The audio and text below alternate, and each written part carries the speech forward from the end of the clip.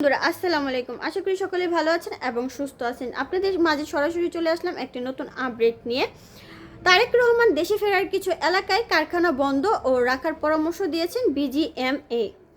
বিএনপির ভারপ্রাপ্ত চেয়ারম্যান তারেক রহমান আগামী বৃহস্পতিবার লন্ডন থেকে দেশে ফিরবেন। তার দেশে ফেরা দিন শাহজালাল আন্তর্জাতিক বিমানবন্দরের আশেপাশের কিছু এলাকায় রপ্তানিমুখী তৈরি পোশাক কারখানায় ছুটি দিতে পরামর্শ দিয়েছেন তৈরি পোশাক শিল্পের মালিকদের সংগঠন বিজিএম কর্তৃপক্ষ। বিজিএমের ভারপ্রাপ্ত সচিব মোহাম্মদ সাইফুল ইসলাম স্বাক্ষর করা এই নোটিশে গতকাল সোমবার এই পরামর্শ দেওয়া হয়েছে। এতে উত্তর কারখানা, দক্ষিণ খিলক্ষেত, আবদুল্লাপুর, তুরাগ, টঙ্গী, পুরাইন, রূপগঞ্জ, কাঞ্চন ব্রিজ ও আশুলিয়া এলাকায় পূর্ব অংশ কারখানার মালিকদের বৃহস্পতিবার বন্ধ রাখার অনুরোধ জানানো হয়েছে।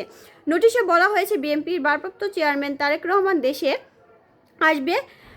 বৃহস্পতিবার আন্তর্জাতিক শাহজালাল বিমানবন্দরে অবতরণ করবে। ধারণা করা হচ্ছে দীর্ঘ 17 বছর পর ওনার স্বদেশ প্রত্যাবর্তন উপলক্ষে বিমানবন্দরের আশেপাশে এলাকায় প্রচুর লোকগণ হবে।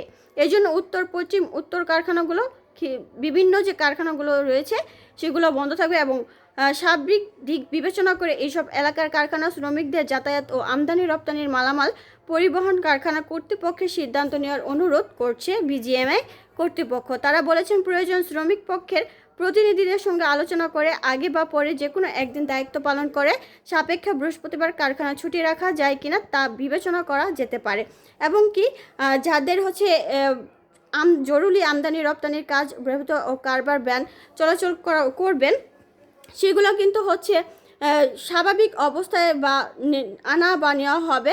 পথ ব্যবহার করার জন্য অনুরোধ করা হয়েছে। যেগুলো একদম জরুরি পর্যায়ে কাজ বা জরুরিভাবে কারখানার পণ্যগুলো যাবে সেগুলোর জন্য কিন্তু অন্য রাস্তা ব্যবহার করার কথা বলেছেন এবং দীর্ঘ 17 বছর তারেক রহমান নিজের দেশে আসতে পারেনি, সেটা যেন সে কোনো ধরনের ঝামেলা বা কোনো ধরনের যেন কোনো ঘটনা না ঘটে, সেজন্য কিন্তু এই ধরনের সিদ্ধান্ত নেওয়া হয়েছে।